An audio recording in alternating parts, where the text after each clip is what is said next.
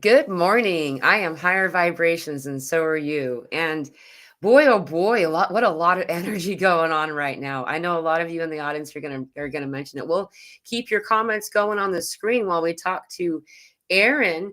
Consciously Erin is a platform that I've been following for a little while. And honestly, I know like a lot of you, I'm not clicking a lot of things these days, but every single day that she has one in the morning, I'm clicking on Erin. And it's like, I felt I was guided by spirit to ask her to join me, but I really didn't think she'd say yes. So I like had a bit of a fangirl squeal, when she said yes. But I'm super excited to introduce her today. The Human Schumann, the frequency coach. You do all kinds of really cool stuff. I'm really looking forward to kind of jumping in and exploring that further. I just want to say thank you for coming today and welcome. How are you? Thank you. I'm great. Thank you so much for the invitation. I love that you invited me. I'm excited to be here. So I appreciate that. I'm excited to see everybody. Hello, world. Welcome, welcome. This may not be the normal way you see me, but it's still me, friends. I'm super excited to be here. Yeah, it's gonna be fun. So I just could just jump in and ask a couple of questions because I'm Yeah. curious. You're a good example for me for because a lot of people they present this persona of spirituality and the way a person who's spiritual is allowed to engage in the world around them. And there's a lot of things that uh, I've noticed individuals being like, oh, but a spiritual person doesn't do that or that. You can't also participate in any part of the matrix and be spiritual, but you came from the matrix and you're like this bridge. And I'm wondering, like, first of all, when did that first start happening? When did you first start talking about this stuff or noticing it, I guess? Well, I mean, to go back to what you said, it is true that we are here in our human experience. And I think it's very easy to get lost in your spirituality when you first discover it because it feels new and exciting and different from the matrix, right? But we have to remember that the purpose of the human experience is to find the balance between the two. It's not to disregard your human experience, it's to embrace the challenges that are given to you so that you can grow, right? And for me, my life started out very professionally. I was a nurse in ophthalmology for over 25 years. I was in patient care. And then I hit burnout with that, like many people. And I moved into education. And up until about 3 years ago, I was teaching or working in healthcare simulation at a medical school here outside of Chicago. So I was working with new doctors and PhDs to teach hard skills like surgery, right? Um, Very long story short, I had a misdiagnosis of a very severe disease that I discovered the misdiagnosis of. And in that moment, everything I thought I trusted in the world felt like it lied to me, right? Medicine Mm. lied to me, science lied to me. And because at that point had allowed my entire identity to become this, it suddenly disappeared, and all of a sudden I felt very lost and like I didn't have any identity. And it was not super fun, but through the contrast it caused me to ask a lot of questions, and it was through asking the questions in a scientific manner that I've been able to find answers that give me a feeling of satisfaction, knowledge, and comfort when I'm moving into the environment and working with my universe and not feeling so helpless, which I think is what so many people feel right now is sort of at the mercy of the world. And that's really, really hard to do. So this is something that gives me a sense of control. And because it did that and made me feel like, okay, I can do this, I thought, well, I'm going to tell other people about it and see what happens. And I'm a very natural teacher. I was teaching before. It's what my training is in. I actually have a master's degree in healthcare education. So I'm a teacher by trade. So my personal, I guess, mission statement, if you want to put it that way, is to be the bridge between physical and metaphysical science. Because if they would just talk to each other, we could get so much more done, you know? Yeah, yeah. And if you go back very far in history, you can see where they severed spirit from science. It's not very long ago. Well, I mean, it's long ago enough that we've forgotten, right? And I think that I mean, yes and no, yes and, right? I understand that there are places in our history where we can see that purposeful things were done, but I'm cautious about that because I don't want to give power to that. It Yeah. happened, period. What next? Move on, right? I'm not someone to wallow in a sense of victimhood. It is important to acknowledge that something happened, but you don't have to allow that to dictate your present. So while whatever happened, we are where we are. So what are we going to do about it? And that's kind of where I am on everything. So I don't necessarily, I can't look back at history and say they did this or they did that. I mean, everybody did everything. It's human. Right. We're Yeah. just messing it up because that's what we do, you know? I love that. I so resonate with that. And, like the times that, because I used to be a big history buff. And short version, some people know this, but I didn't start school or get introduced to the world until I was 14. And so starting school at ninth grade, I was excited for history and I found out they were lying to me. And I ended up in the principal's office a lot because of it. Anyway, as a history buff looking back, I'll see sometimes when you do look back, you can see that the dark stories, everybody's the light. Everybody's the light anyway. So there is no victim. Like Right. it always inspires. Like what was lockdown? Lockdown, everybody started meditating, man. Right. Well, You know? something that there's it's like an allegory or a story that I heard somewhere and I have no idea where I heard it. So I can't give credit to the original person and I'm not going to tell it correctly, but you'll get the main point. It's like an image of a child talking to God, right? And God says, "What do you want from this life experience?" And the child says, "I want to be brave. I want to be smart. I want to be in love." And so God says, "Wonderful. I'm going to give you opportunities to feel brave. I'm going to give you opportunities to feel love. But because you have free will, you can still choose not to do that." Right. And I think people forget that. For me, there obviously, because this is a universe built on duality, if there is a higher frequency vibration, there must be a counter to this. That's how it works. But giving it the title of evil is tricky Yeah. for me because that's a human emotion. That is a human attribute. You're giving something human to something that's just energy. And when you stop giving it that power, when you stop personifying it as something scary and look at it for what it is, then it becomes something that you can change and you no longer feel at a loss when you're dealing with it. So I don't like people to get caught up in that. Yes, of course, there's always going to be a counter to the good. Always. That's how it is. That's what contrast is. Contrast is here to make you grow. If nothing ever changed, why would you ever change anything, right? You just stay where you are. You have to have contrast. Oh, I love that. And okay, so this is to add this last part too. I have some more questions. I just kind of going over here. I love this though. Is that so? I've had at least 5 clinical near-death experiences where the doctor said that happened, but it's Holy happened more. cow. Yeah, I kind of had a weird background, but like, we all have. And but this is the thing: is there's only the couple things that are consistent for every experience. And one of those things is all of these souls, I call them souls, but they're like more like a cosmic goo and they all have like voices. I don't know. Anyway, they're all excited to see me and want to know what it's like. They're like, what's it like? And I'm like, oh, like family, love, celebration. They're like, no, no, we know about all that stuff. I want to know what suffering felt like. Right. The illusion, the belief and the illusion of separation.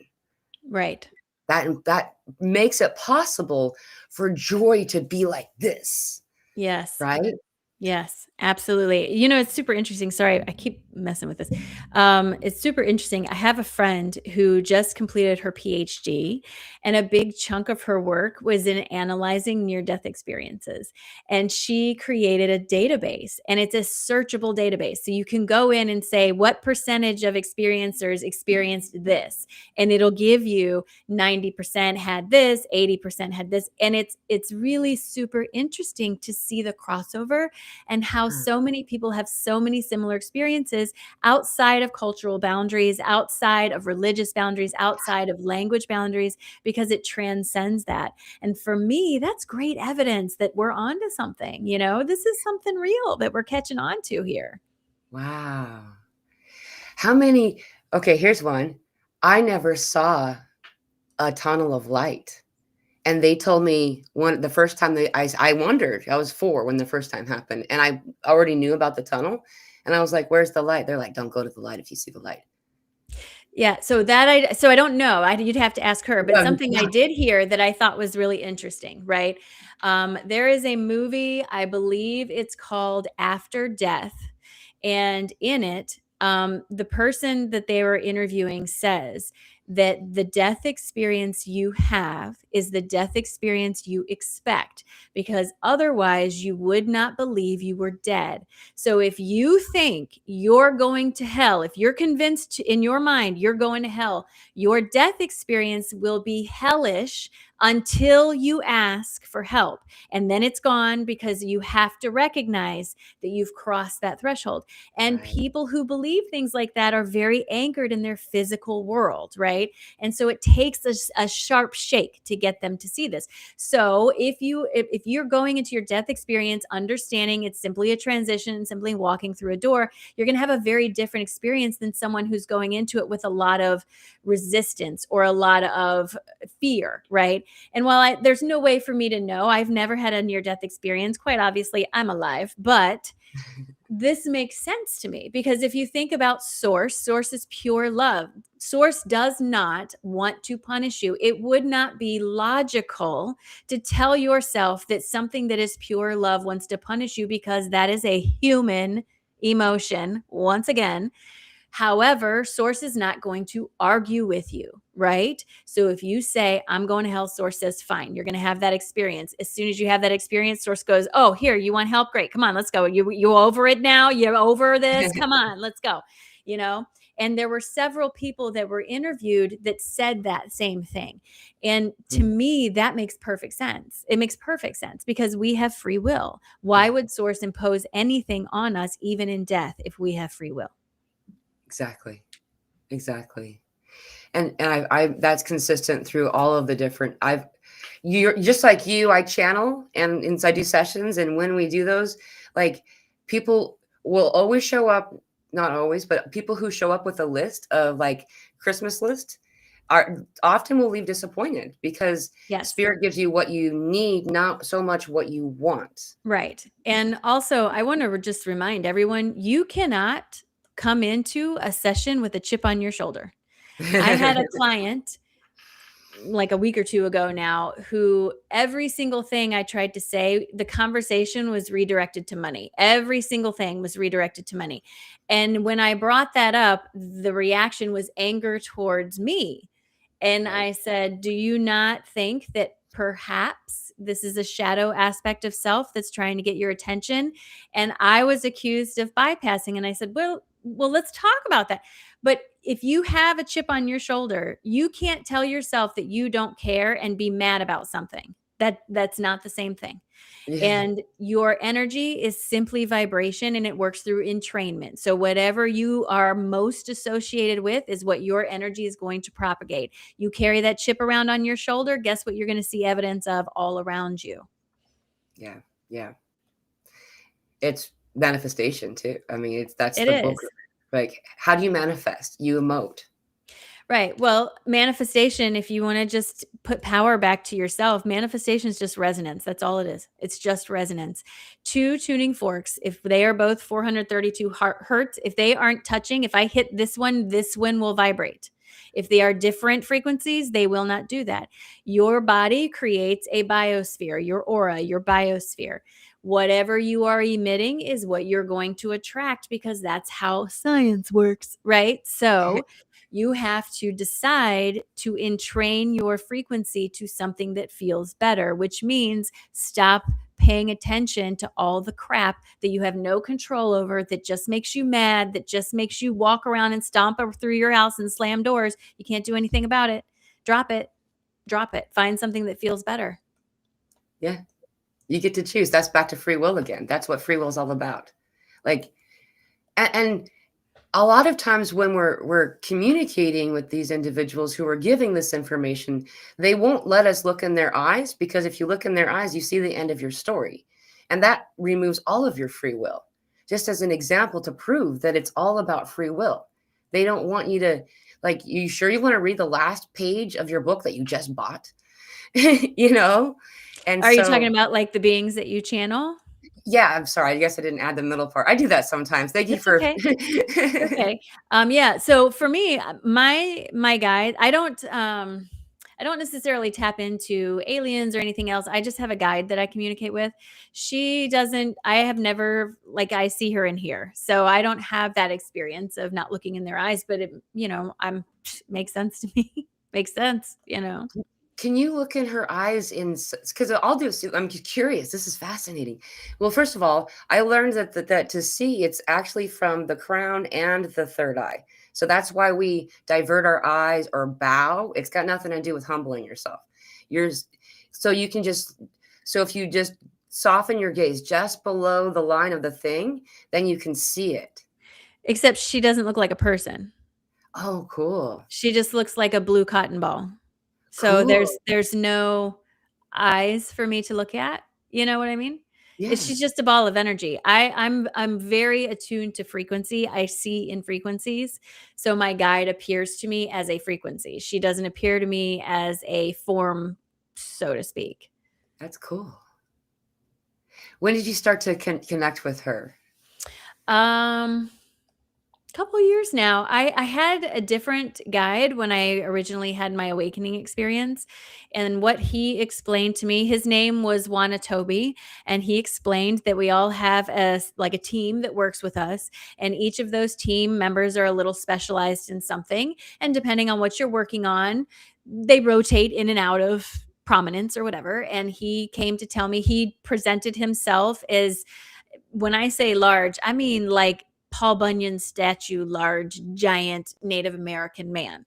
I never saw his face. I only saw him from the chest down, but he had all the dressing and everything. And he came to remind me of my connection to nature, because I had become so tangled up in science that I needed to balance out with nature. So my first guide was Wanatobi, and he helped me learn to meditate, to reconnect to nature. He taught me about crystals, all kinds of stuff. And then one day, sitting in meditation, and he just looked at me or looked in my direction, and he said, "Okay, we're done now." And poof, he was gone. And for 3 days, I didn't have any visits. And on the fourth day, I started to, it's very hard to explain because I don't see this outside of me. It's like in my mind, right? But I Mhm. can see a very clear, if you can picture a cotton ball that's electric, like static all around it, that's powder blue in color. Yeah. That's what she looks like. And when it appeared to me, I call her because that's easier for me. She doesn't necessarily feel masculine or feminine. There's no human traits associated with this, but it's easier to say her. I asked what her name was, and I saw like a sparkler writing in the air. She wrote the name Uriah, Euriah. And that was probably 2 years ago. And she's been with me ever since, because now I work a lot with frequency and vibration. And that's what she is a frequency. So that's Wow, the guide that I'm focused on currently. that's awesome. And the fact that her name's Uriah, like that's a name that's just recently been coming around a lot. Oh, By the really? way, yeah, and you're really a good uh uh telepathy projector, I guess is the word, because I actually saw before you described exactly what you described. So That's just fantastic. Maybe you're a good receiver. thank you. Maybe. I know that you did really good. I'm like, I saw every element, and then the like the electric part of it felt fuzzy. It didn't feel like electricity Yeah. was gonna No, it's jump fuzzy at you. like a cotton ball. Yeah. Yeah, Yeah, that's she's really very cool. soft, and when I work with her, it's hard to explain. I don't have words for the experience, but she sort of merges with my energy, and there's this almost line here, and she comes in and goes over and comes in and goes over and comes in and goes over. So sometimes when I'm channeling, I'm aware of what I'm saying, and sometimes when I'm channeling, I'm not aware of what I'm saying. It just depends on how much she wants to come forward at the moment, you know? Yeah. 100%. I want to answer a question over here. Someone asked me if my guides are Arcturian or Pleiadian. My guide is a frequency. She is not associated, as far as I am aware, with any of those things. And I've never been given any insight into the idea that I am communicating with anything like that. But that said, everything is just a frequency. So if my dial happens to roam over into one of those frequencies every once in a while, it wouldn't surprise me. But Uriah has never demonstrated to me that she is anything other than a frequency. So I don't want to project anything on her that doesn't belong. You know what I mean? Yeah. Although I think it would be super cool if I could communicate with aliens. I'd really love to. I mean, I'm ready. Can we go? Like, I'm here, right here, land here, right? Like, I'm ready. My daughter was watching this movie that this little boy had gone every single day to the beach. Elio. Yeah. Yeah. Aliens, abduct me. It's great. I love Elio. Elio, I believe, is part of self-disclosure. Yeah.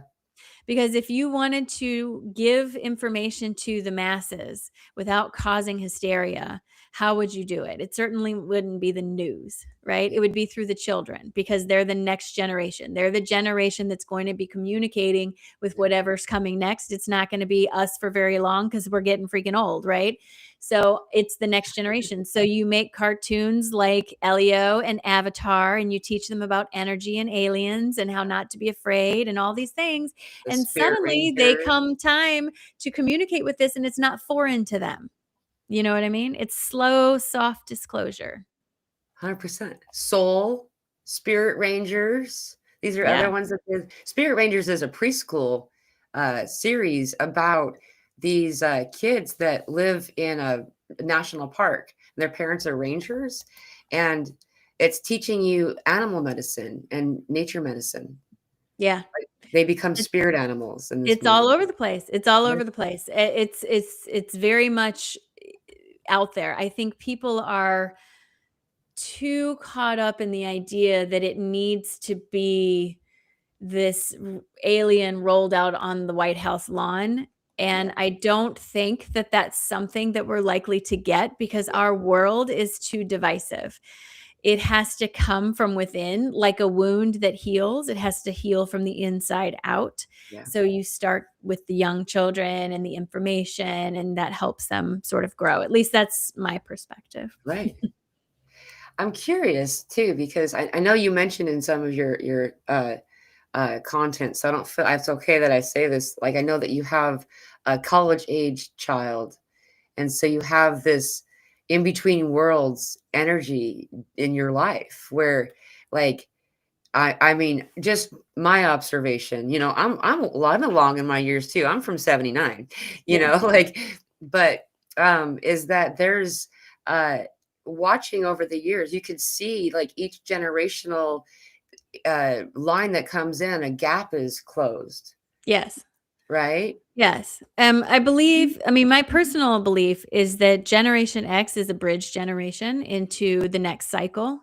Okay. So you have us, I'm Generation X as well. You have Generation X. This is the generation that felt left behind. These are the latchkey kids. These are the first kids that have dual income households.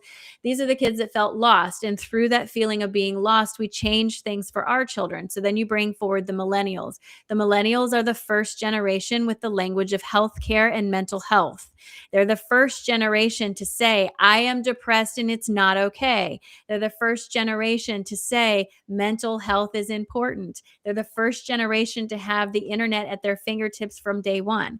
They have birthed the Z's, right? The Z's are the Zoomers. They're the ones that are going to affect change, because they've been watching the millennials speak the language of you deserve to be happy. So now they're upset with the way things are going. Look at the protests in Mexico. Look at the overthrowing of the government by the young people.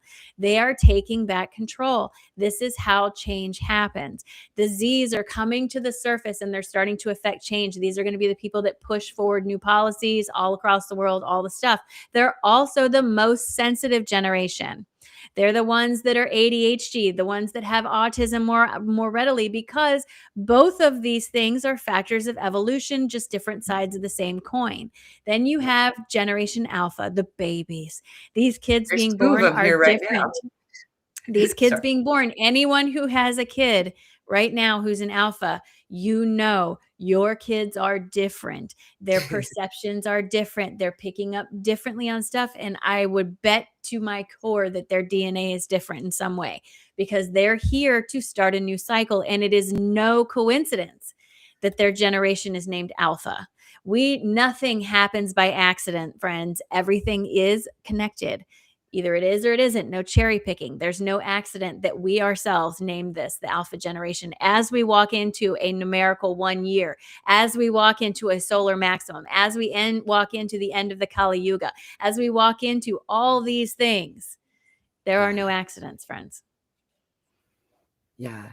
And it's so much fun to walk through all the generation before us, before the boomers, I mean, was the quiet generation, and they were the secret keepers, and like if you go back and go forward, and it was last year started the beta generation.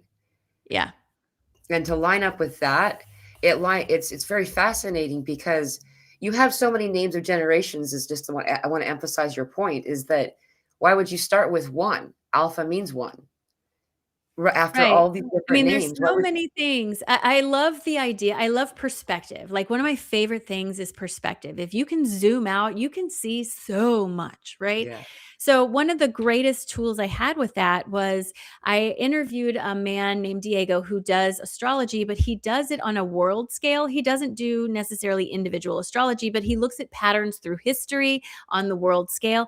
And he clearly laid out for me, oh yeah, this has been coming. And here, let me show you why. Here's the evidence. Here's the evidence. And it was mind blowing to me. It's that we, as a society, have gotten too tangled up in the idea that science knows all. And we have dismissed some of these ancient tools that have the knowledge we want. We've just dismissed it because science hasn't yet caught up with it. And that's not to say that science is bad, but science is very limited and it's very arrogant and it thinks it knows best and it's very slow in its involvement, but it is happening and it's very evident everywhere. As someone who was teaching brand new MD students, I can tell you that the students that were coming in as I was leaving the school were the generation that were starting to ask, when is meditation appropriate? When is acupuncture something I can recommend? And that's not questions that we have been getting in healthcare for years. Things are changing. They're just monumentally slow. But if we can look to these other tools that we have, of course, with discretion, of course, with understanding and not blindly running off a cliff, people, but use your discernment. Listen to it. Someone asked me, how do I know if the video I'm watching is true? I said, if the very first emotion you get is fear, it's not. Turn it off. yes, If the very first thing you feel watching something is fear, it is not truthful. Turn it off because fear comes from a need to control. So let it move on. This is why I will never promote my videos or anything with, look what's coming. I'm yeah, not trying to create that energy. I'm not trying to do that. I'm going to offer you what I know to be true. You do with it what you want to do, but I don't need to build it up. You know what I mean? yeah, And you shouldn't feel at the mercy of someone else's interpretation of the energy. yeah. Yes, completely agree with you. Ooh, Uriah means light of God, except she spelled it with an E. I don't know if that matters, but she spelled it Euriah, but E is also the beginning of my name. So, I mean, maybe she's just pointing out that she's my spark of light, light of God. I don't know. I The love spelling, that though. the spelling I've gotten is with an E, so that's interesting. Very I, cool. I didn't know there was a different way to spell it. Well, I didn't either. There's actually a question about, man, you brought up some really good. I'm just going to reiterate because yes, if there's fear, and I've taught my kiddo that she's 11, so she's alpha, and her littlest, we have an Australian mom that's about my age here, and she has a daughter that's about my daughter's age, and so they're staying here right now. It's just really, and the two of them are, what did I say? Oh yeah, see, I got carried away there. Is when it comes to, we've just like a normal thing in the house. When it comes to fear, if any fear is being presented, that's how you can tell it's a lie. Is how I show it to her. It's like if you're, and it doesn't mean that I'm straight out saying that blue is red, but there's some type of manipulation in there. Right. If something causes you to question, hey, is this right? That's very different than something causing you to be fearful. You Yeah. should question. You should absolutely question. You should never, ever, under any circumstances, take what someone else says as pure gold. You should always pay attention to how you feel with that information.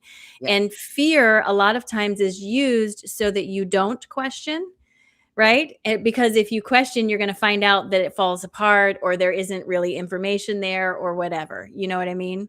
Yeah. But that said, I mean, I think you should always use your discretion. I want Yeah. to really quick, I just want to answer this question because Lavelle is Amanda and she's in here. She must be off of my channel and I'm excited.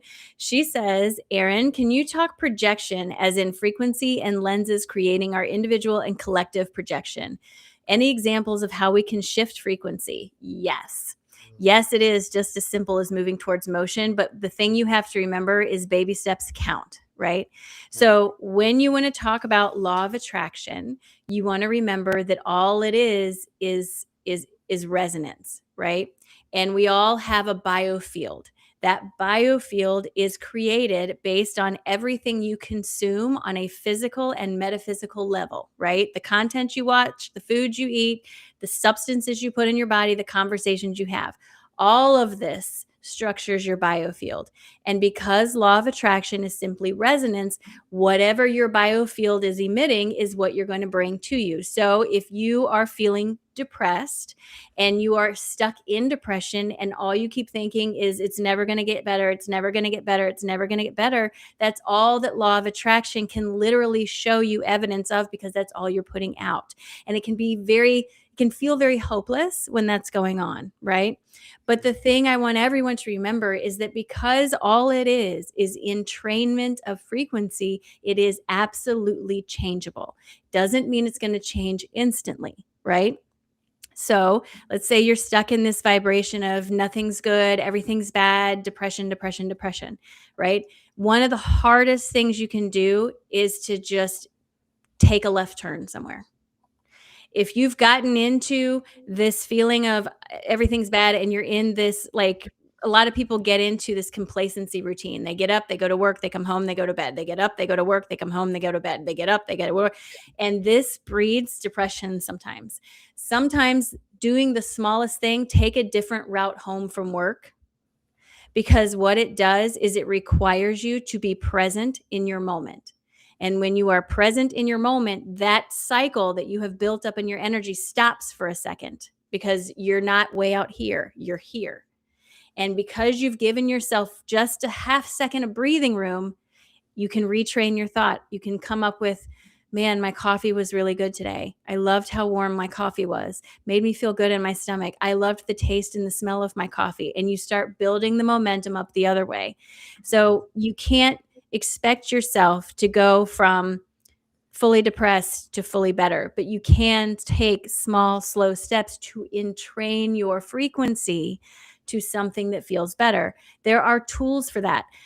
Listening to certain frequencies can be incredibly helpful. The thing I am learning through this, though, is you have to be aware that when you pull up something on YouTube, to get that music onto YouTube, it has to get compressed as a file and it changes the frequency. So, you know, so I had a friend ask me this the other day, like, do the frequencies on YouTube really work? I think some of them do, but you have to be careful with that. But there are apps, right?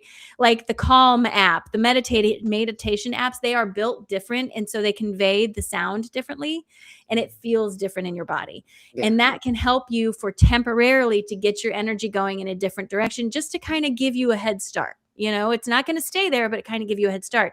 And it's the small actionable things that you do every day that help entrain your energy, that slowly you get that way.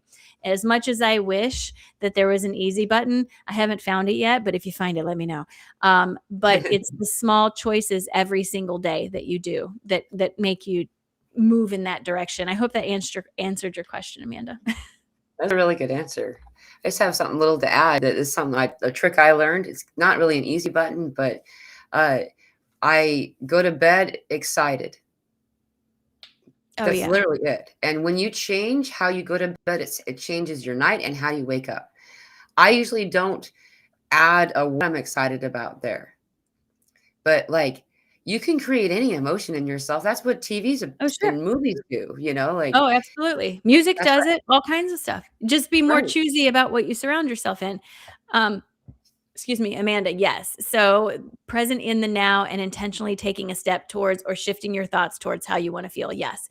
One small step at a time. Do not put pressure on yourself that it has to all be done at once. Momentum is a for real thing, and it takes time for you to slow down the momentum going in one direction. I mean, there's plenty of things that if you stop and think about it, there's plenty of small things that are manifesting in your current reality that you wanted so long ago that you forgot you wanted it. And by the time it happens, you're like, you don't even recognize that you ever wanted that. You know what I mean? This happened to me the other day. Like I am moving, so I'm packing stuff up, and someone had given me just the other day this big geode, right? And I'm sitting here and I'm debating with myself, do I take it? Do I leave it? Do I take it? Do I leave it? And it occurred to me that about 3 years ago, I was standing in a crystal store holding a geode and thinking to myself, "Man, I'd really love to have one of these one day." And here I am holding this, and I had completely forgotten about that. And here Yeah. I am with the physical manifestation of what I asked for, and I didn't even recognize it. And I Wow. think that happens all the time because life is not about the manifestation. Life is about how you get there. So by the time you get there, the manifestation is no big deal. And that's how it's supposed to feel. Yeah, that's a good answer. Thank you. Yeah. We have a couple other questions. Do you mind if I jump around a little No, bit? not at all. Please. Okay, so, um, okay, I had some starred. Uh, what about the man with the yellow or sorry, with the gray beard? The man with the white beard. There you go, excuse me. So I was looking for Man it. with There the it is. white beard. He's a really interesting character. He appears to me mostly in dreams. He's only appeared to me outside of dreams once. And he always brings to me some sort of teaching or information.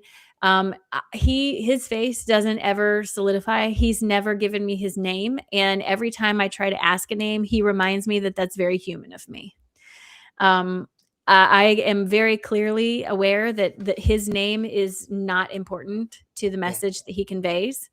I think he appears to me the way he does because I associate that image with Socrates. And Uh, I'm very much a believe I like Socrates' work. So I think he appears to me in that way because that's a teacher that I like. But again, he's reminded me multiple times that he's just energy. He's just an energy, and this is just the easiest form for him to communicate with me in. that's awesome. And that I have the same experience. I just love that it's so consistent. All these that's how you get validated. And that's the main thing, learning to trust yourself and to trust your own message and not listen to anyone else's hoopla. Right, Like and how ironic is it that once you start to trust yourself, all the validation in the world shows up and you're like, "Well, great, now I don't need it. Great, thanks." But that's how it works, right? Because law of attraction is very real. And if you're looking for validation, you're coming from a place of lack. So all you're gonna attract to you are reasons for you not to feel valid. Yeah. It feels so backwards, Yeah. but it's how it works. It is absolutely how it works.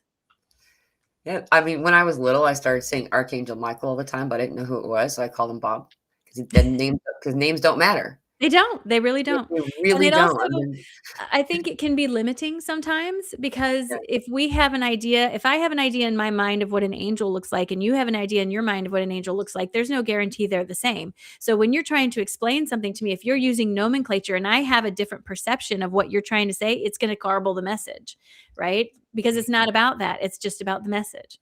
Yeah. And what it feels like in spirit when I say spirit when I mean guides. I mean sometimes I know that some of them are like inner earth or interdimensional kind of energies, but they feel angelic. That's all, Yeah. Right. I'll talk to people who have passed, for people who meet with me, like those kinds of things.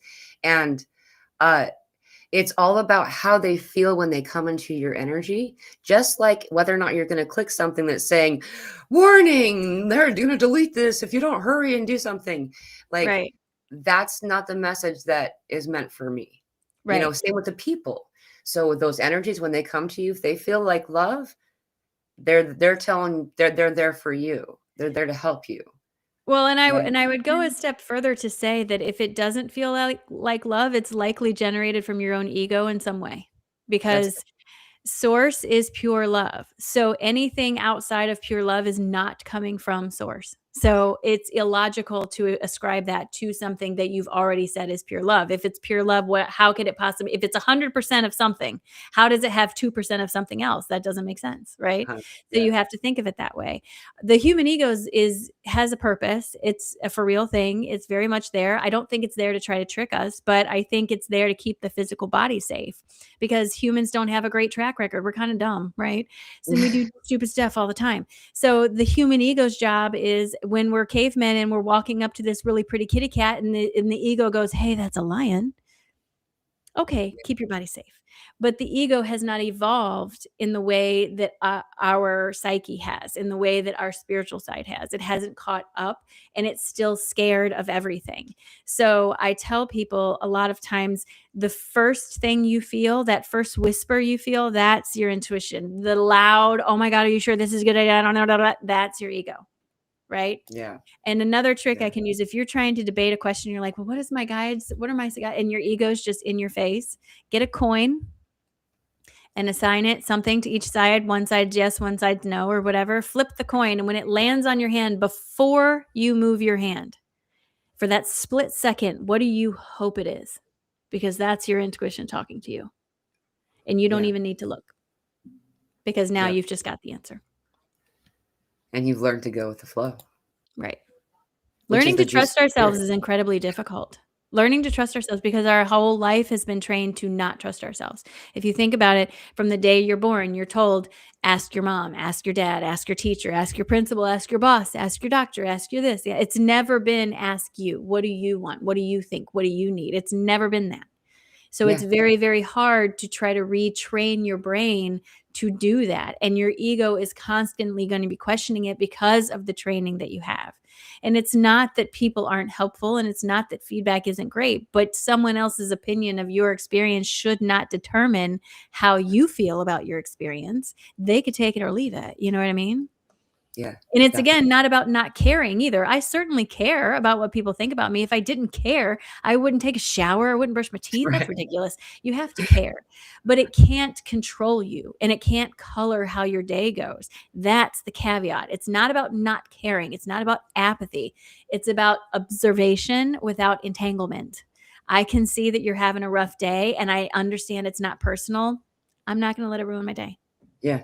Just because you yelled at me because you waited in line. I'm sorry, not my problem, you know? Right. And understanding you can't make somebody happy or mad. No, that's a happiness is an inside job. The caller is inside the house, so to speak. Yeah. Exactly. I love Mhm. that. Like that removing the entrapment, concept. You have another question. I was going to add the removing the entrapment of believing that you can make something else, then staggers your own growth, Right. and it's Because not you meant. can't. You can't Yeah. change anything other than you.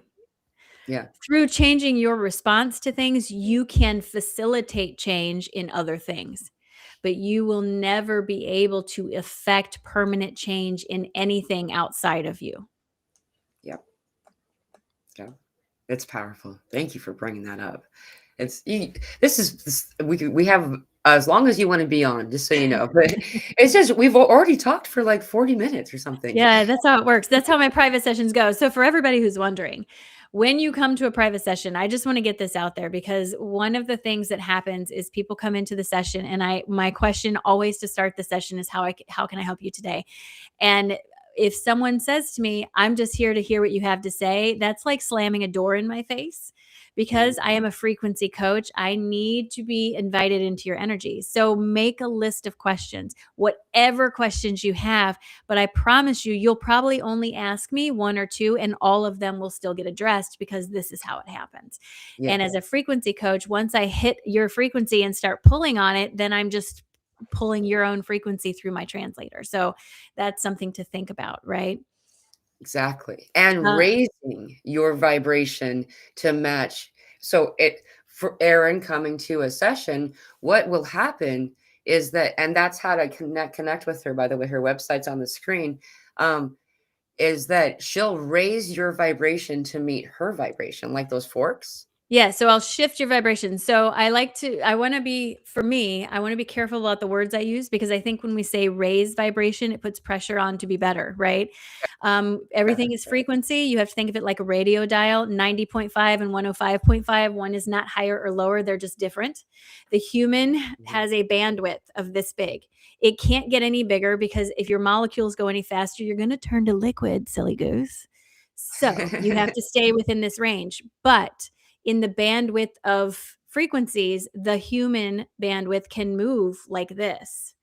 So if you move this way, let's say, that's where the denser end of things are, the slower moving emotions, the slower moving feelings.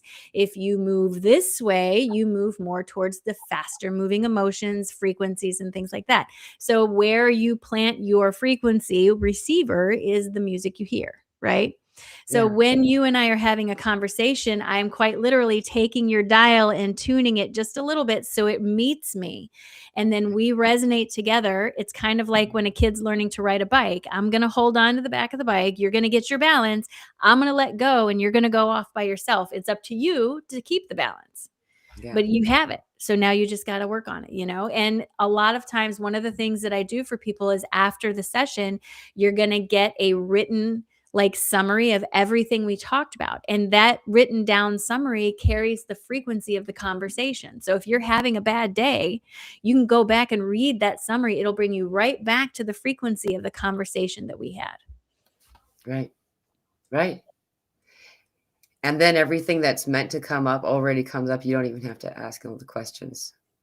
Like, Right. it's fascinating. Like, I've got to watch it work.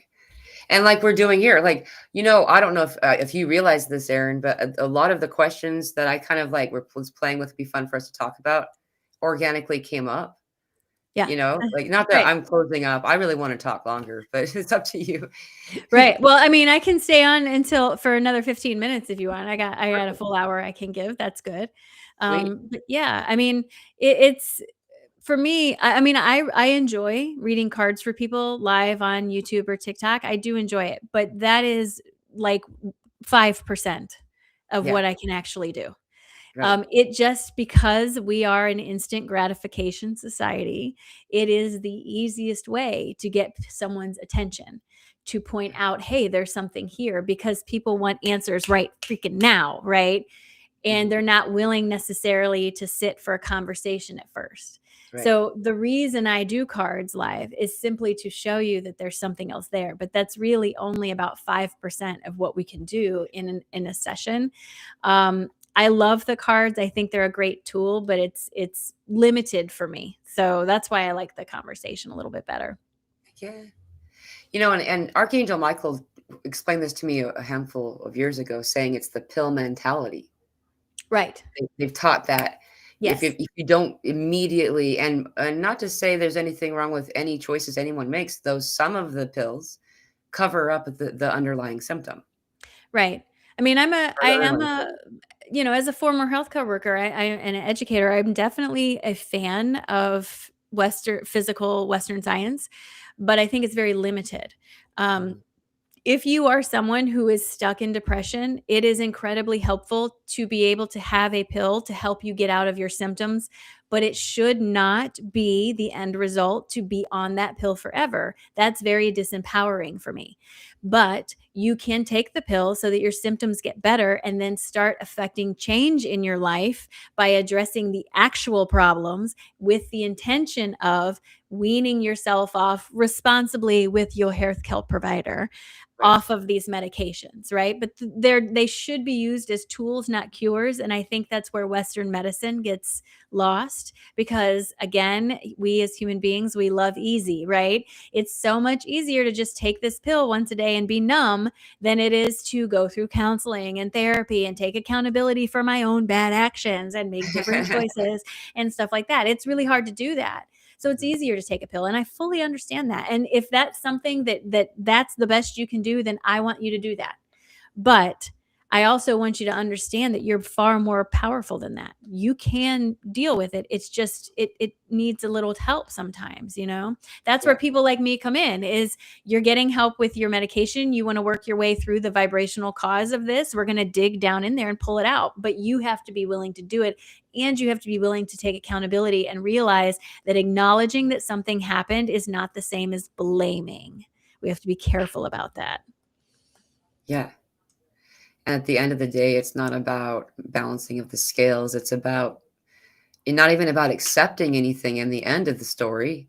It's just it happened. Now what? Right. Rather than, I spent a lot of my years like thinking that there had to be some consequence for the who I had assigned as like the perpetrators in my life. Mhm. That, I spent my whole life in chronic depression Right. until like about a decade ago when Right. everything changed, Right. I would say that that was my liberating point. It was to Right. do just what you said was it at the end of the day, I remember hearing people say like a resentment is like drinking poison hoping someone else dies. I was literally just thinking that in my head. That's So why it you came plucked that in. right out of my head. Yeah. Sorry, I stole that from you, obviously. No, no, it's good. You just plucked it right out of my head. I think that's awesome though. I have another question here that I find really intriguing that I would Okay. love to explore. How can you tap into your guides better? So, hi, Melissa. So, for me, tapping into my guides really had a lot to do with letting go of my restrictive definitions of what it looked like to receive from my guides. I think that pop culture does a very good job of tainting what your actual connection looks like. We tell ourselves that clairaudience means I can hear a voice outside my body, just like a floating head. And I'm sorry, it doesn't work that way for most people, right? Clairaudience is just another way of receiving frequencies. Yeah, And I think for me, when I got out of my head about, am I clairaudient? Am I clairsentient? Is it this? Is it that? It's everything. It's everything to varying degrees. Your imagination is the doorway, right? That's where you have the least resistance. So if you are receiving, if you're sitting in your living room and you're just randomly daydreaming about something, why do you feel the need to discount that as something from your guide? yeah, Why do you feel the need to reduce it down to something because you daydreamed it? What makes you think that that's not how your guides reach out to you? Who told you that, right? You have to remember your guides will not argue with you. They're not going to fight with you. But if you're sitting there lost in thought, maybe the easiest thing they can do is just drop it in there and see what happens. If you're someone that gets a kick out of numbers like me, right? I love repeated numbers. I don't care what the meaning of the numbers are. I get a kick out of seeing numbers in sets of 3. My guides, if I'm on the right track, it's like the hot and cold game for me. I will see synchronicity after synchronicity after synchronicity. But when I'm out of alignment, I don't see as many. And for me, that's my guides communicating to say, hey, where are you paying attention? Where did you get offline? It just depends on what floats your boat, what makes you happy, and then pay attention to that. If you get goosebumps when you listen to certain songs, what is the song trying to tell you? What is the emotion that's coming up with the song? Where were you when the song happened? Pay attention to the small little things and see what comes from it, and then look for patterns. You yeah, know, um, my guides have never been, or they're much more. She's much more clear now than she's ever been, but it's never been clear. Let me be clear. When I'm getting what I call an image or a vision in my head, it's incredibly blurry and fuzzy. It's like a super old memory that I'm trying really hard to remember. And it takes people who watch me on live, I have to talk my way through it. I'm like, okay, I'm seeing this and now I'm seeing this, and I'm thinking about, what do these things mean to me, because my guides are conveying information to me. It's not about what the images mean to you, it's about what do they mean to me, and then I'm conveying that information. So yeah, long story short, sorry, is just get out of your head. yeah, Stop questioning it. If it feels right, it is. Then you don't need to prove it to anybody. The only person that needs to believe you is you. So don't get too tangled up on trying to prove it to anybody. yeah. And most of the channeled messages that I get sound like my own voice. That's Yeah. the weirdest part. And like the consist where I figured out how I can like feel like, I don't know, validated in myself about it is that half of the time I don't know what I said. Because when I channel, it's like my logic or my ego mind sets aside, Yeah. and I Yeah, I get to see totally the pretty understand. colors and visuals and stuff, and then they're speaking. Right. And then, so lots of times people will do sessions and they'll say that they don't want it to be recorded. And I'll be like, you sure? Because I'm not going to be able to tell you what I just said. Yeah, I don't remember. My channels are I'm at like a semi-conscious channel, right? Like I'm halfway there and halfway not there. It's almost like my mouth is moving faster than my brain, right? Yeah. I'm most of the time catching up to what I said, you know? Every once in a while, I tell people sometimes it's kind of like having a tick. The information builds up in me like a pressure, and then I have to say it. I can't hold it back. I can't not do it. And while I don't have Tourette's and don't pretend to know what it's like to have Tourette's, for me, this is like a tick. When the information comes in, it's coming up and out. And so I tell people all the time in my sessions, if I interrupt you, I am sorry. But I can't stop it. It just comes up and out. And usually when I'm interrupting people is when it's Uriah stepped forward as much as possible. And it's not that she is speaking through me. I am speaking. It's just I'm translating her frequency faster than my physical brain can keep up with. Yeah. Make sense? Yeah, 100%. And because you're translating it, it's just like everything else we talk. Same, same. In fact, I was diagnosed with Tourette's when I was a teenager. Oh, And then years later, I realized those were moments of channeling even then, right. because I'm not swearing. I like I would watch like Oprah Winfrey or whatever that show is. Mhm. And like I'd be like, how is that me? Like I don't do that. Right. It's wisdom.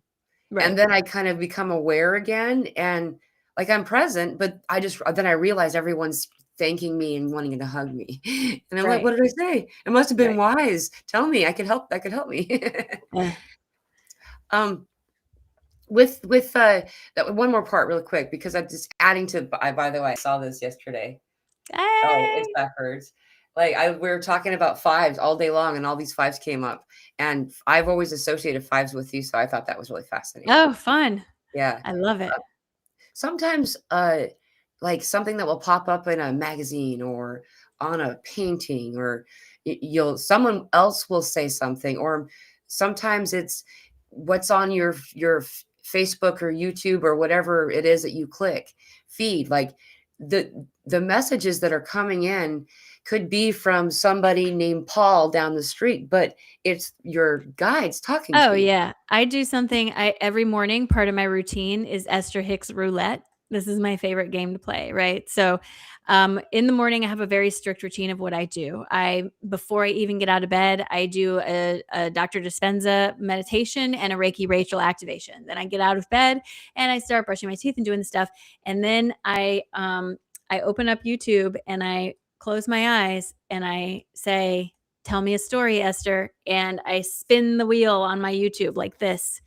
And eventually it'll stop every time without fail. It stops on an Esther Hicks thing. I hit play and there's a message in there for me every time without fail. And I use that with music too. If you have an iPhone, I have an iPhone. So if you use Shazam on an iPhone, it creates a playlist of those songs that you have Shazammed. So if I hear a song that gives me all the woo-woo feels, right, I will Shazam it and put it on that playlist. And then I will open the playlist and close my eyes and say, tell me a story, and hit shuffle. And the first 3 songs that come up are an indication of whatever I'm looking for. You have to learn to play with your tools and see what works for you. Yeah. Yeah. I do the same thing. I call it the magic 8 ball of music. And I just on YouTube, I have all of this different music, and you can shuffle and loop, and then it'll just random, and sometimes it'll pick up in the middle of the song, and only part of the song that it'll string together like a whole sentence. And you're like, that's literally the question I just asked. Yeah. You just have to listen. I think we just walk around with our fingers in the ear 99% of the time. That's Yeah, all. right. And you said something really important that I've been thinking throughout this conversation: the importance of dancing or moving in any way. I mean, you can share dance. If you're not somebody who's able to ambulate around the house, you could still do it sitting down. Mhm. You could still, I used to go to a neighbor's house and we would floor dance. She was on the floor because her back. And I would lay next to her on the floor and we'd dance on the floor, Yep. like move, qigong, things like that. But I find when music comes in, I can't stop myself from dancing. It's Yeah. celebration. Well, I mean, think about cultures around the world use dancing and drumming for many different things. Right. And there's no accident to that. There's a lot of rhythm and vibration in the drums and the dancing and the pounding of your feet on the ground and the release of energy in the ground. I mean, there's a lot in there. We as a society have put shoes on our feet and separate us from the grounds of the earth. And perhaps dancing in our living rooms is one way to kind of get back to that. Yeah. Yeah. And just play. That's something else, like, because you have a real playful nature, and that's why I wanted to comment on it, is I really appreciate that. That's important to me. And Pete, like you were saying at the beginning of this conversation, individuals who are stuck in like negative and just that kind of thing, I find consistently they have the opposite of a Peter Pan syndrome. They've forgotten how to play. Yeah. And playing's important. Oh, it is. And, listen, I hate to spoil the ending, but nobody gets out of here alive. So you might as well enjoy your time here, friends. Why? Why would you torture yourself in this life experience for some perceived afterlife that isn't there because life doesn't end? It would have to Yeah. be afterlife. Life doesn't end. It's not going to be there. So you might as well enjoy while you're here. Have a good time. Recognize the creator that you are. Remember how powerful you are. And remember, you are an unlimited being, but you are very much in a limited environment. It takes a minute. Be patient with yourself. Stop beating yourself up because it didn't change overnight. Small, sustainable baby steps are how you make changes. I am quite literally living proof.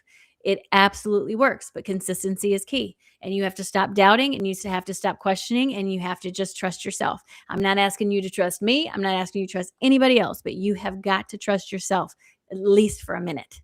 Yeah. Wow. Exactly. you Thank you so much for being the powerful bridge that you are. Like, I'm starting to cry. I'm so honored to have you here. Like, Well, I I'm mean, excited to be here. It was great to be here. It's so interesting how all of this happened. The whole thing was really interesting. I'm very excited, and there's a lot upcoming in the world. You guys, be open to miracles. It's all around, And just if you guys listen, if you guys want to learn more, I have all kinds of stuff, all kinds of tools, all kinds of stuff. yeah, I have free classes. I got articles. I got all the stuff. So take the power in your own hands, right? And drive your own car, right? Figure out what you want, figure out where you want to go, move in that direction. it's choosing to be present in this moment. They told me last night I was channeling this, and they said that um, if you don't choose, that's when you're the victim. Right. I was asking about some other situation with an individual. How can I help that person? And they're stuck in what we were talking about, stuck in that victim way, and like sometimes I can't do sessions with people anymore because I'm not helping them. And I Yeah. can feel it on my energy. It's not fair to anybody. Well, I'm very clear with my clients. If I have a client that the conversation starts and I can clearly feel that they're not going to be open to anything I have to say, I will politely and kindly end the session and refund their money because I'm not going to fight with you. I will not I will not argue in favor of your own limitations. That's not my job.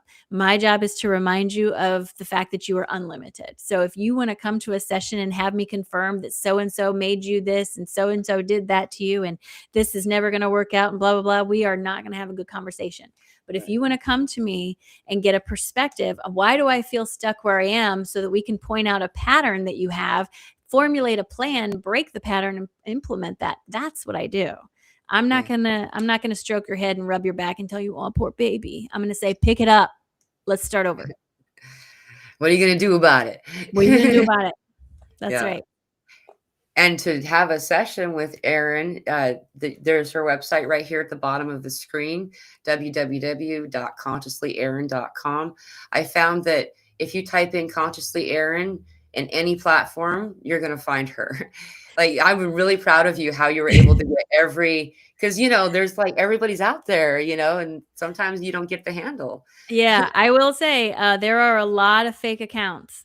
A lot of fake accounts. So just be careful. Make sure you have the right account. If you are following me on TikTok, it is incredibly unlikely that I am the one messaging you saying I can feel your energy from across the universe and I have a message for you, because I don't believe in that. I believe in personal accountability. So keep that in mind. I am not reaching out unless you are in a live on TikTok and you request information. Then you're going to get a message from my account, but that is the only time. So just be mindful of that. YouTube is where it's at. That's where you're going to get exclusives like this. I have another one this evening with a medium that I do once a month. That's also on my YouTube. So YouTube is where it's at. Follow me there.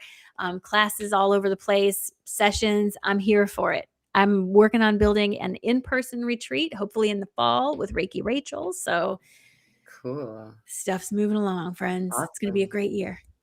Thank you for saying that too, because I don't want to anyone to fall down the wrong hole here. Same, I would say most of the people that do what I do and you do, and just in this kind of capacity, we won't message you and say I'm getting a message that you need to have a session with me. Give me your money. That's Right. not something we do. If I Right. have done that, but I'd be like, it's free, but we just so you know, this is something that would spirits guiding me to say to you. I'm not saying make a session with me though. You know Right. what I mean? Right. Yeah. I am not someone, because of the way my energy works, I can't walk into a room and read everybody's energy. My energy works through connection. So unless we're having an active conversation, I have no idea what's going on in your energy. So, that's just how I work. So if someone says otherwise, they're wrong for Yeah. me. That's how it works for me. So you just know that off the bat. Yeah, exactly. I just wanted Um, to add that because I've actually found out that there's like 3 other Facebook me's, oh yeah. and they're not me. Oh yeah, it's terrible. So you guys know. I think on TikTok, I'm up to like 50 fake accounts, and they Wow. scan people out of money, and there's Oh, literally zero I can do about it. I can do nothing about it. So just keep that in mind. yeah, People be scamming. They're everywhere. yeah. Well, you are amazing. Your energy is so much fun, and I really hope that at some point we can do this again, truly, like, You know where to find me. all right. Well, thank you. All of Yeah, you of for course. being here too. This has been so much fun. We Yes, got us it's to been a almost lot of 200 people fun. at one point. Hey, Wade. Wade's one of my biggest You cheerleaders. know Wade too? Wade's Yeah. awesome. Throw him up Yeah, there. he drops in all the time. I love it. Yeah. Yeah. So have a great evening, everybody.